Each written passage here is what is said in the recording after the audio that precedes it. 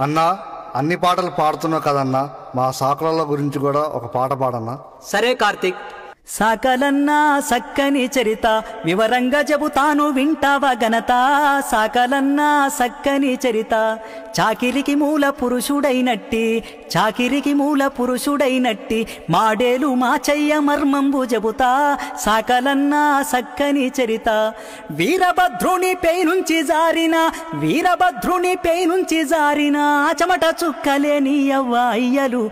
సాకలన్నా సాకలన్నా సాకలన్నా సక్కని చరిత వివరంగా చెబుతాను వింటావా ఘనత. సాకలన్నా సక్కని చరిత. ఒకనాడు శివుడు జంగముని వేషములో మాడేలు సీతాలు ఇంటి ముందరికొచ్చి 84,000 జీవరాశులున్న బొంతను ఉతకమని ఆ దంపతులకిచ్చే. జీవరాశులు జావకుండా బొంతమైల వదిలించమంటూ భూమి మీద నీరు సౌడు సున్నము లేకుండా చేసి తను మాయమాయే. అంతలో సీతాలు తలను ఖండించుకొని కడుపు గోళము చేసే, ఎదురమ్ము బండాయే, కాళ్ళు కట్టాలాయే, పేగులు దండాలాయే. సాకలన్నా సాకలన్నా సాకలన్నా సక్కని చరిత వివరంగా చెబుతాను వింటావా ఘనత.